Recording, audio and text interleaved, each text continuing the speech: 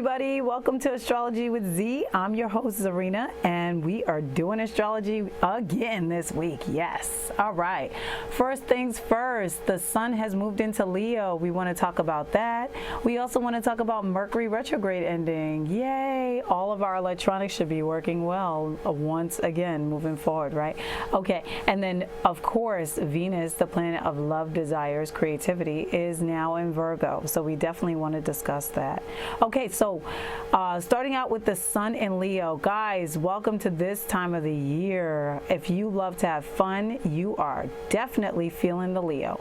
Leo rules our fun, entertainment, our everyday activities, what we like to do, what we will do. We not necessarily want to do, but what, well, actually, yeah, what we want to do, but more or less what we choose to do in our everyday life that brings us happiness. Okay.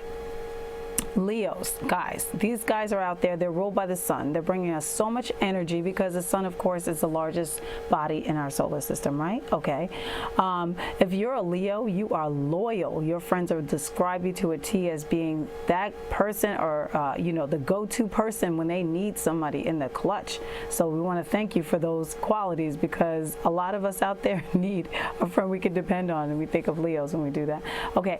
In addition to all this, Leo is masculine energy, guys. So we have a lot of initiation or laying of rules by our by the more practical masculine side of ourselves. Apparently, I'm still feeling a little Mercury retrograde, right?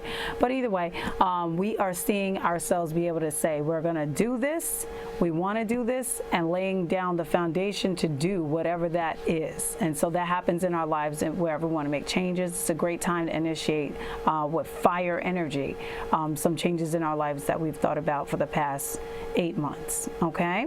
The ruling planet, like I said, is the sun. So we're watching the sun shine light anywhere in our charts where Leo is. So if you are going through Leo rising right now, you're thinking a lot about how you're being presented. A lot of celebrities are experiencing Leo energy because, after all, Leo is on stage. So we're seeing like Mick Jagger's birthday, Madonna. We're also seeing Bill Clinton, great example of popular people, right? Now, this Leo energy is also driven to judge things. So we think of the judicial system, we think of Libra or the scales, but that more deals with justice and the actual productivity of the legal system in terms of what results we can get from it.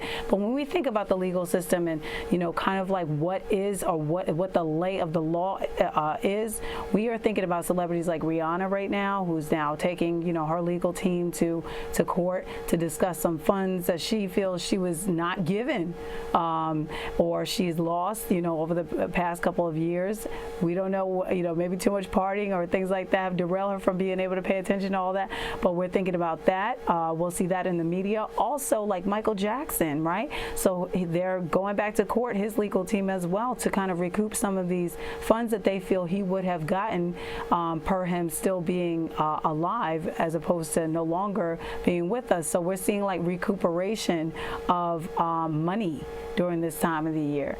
And so this is a great time because, after all, Leo is ruling the judicial system in the sense of laying down the law. So these different media stories will definitely tell us how these things will be handled in the future. So we can enjoy Leo energy in that way as well in our own lives. So if there's something you want to lay down the law with, this is the time to do it, guys. You got 30 days.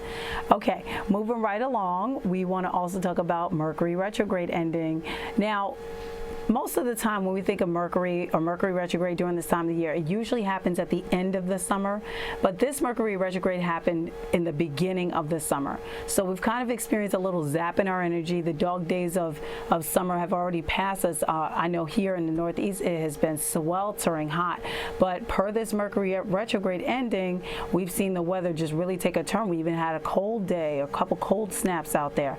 We are definitely seeing changes where the end is is now the beginning as far as this summer season is considered. So we want to remember the energy that we've had over the past course of years during this time of the year and kind of use it to propel ourselves forward.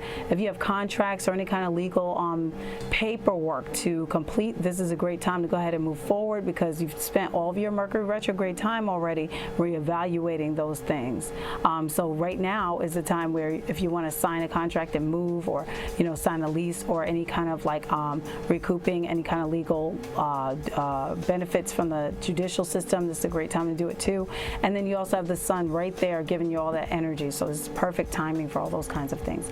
Okay, so our third topic of the day is Venus in Virgo.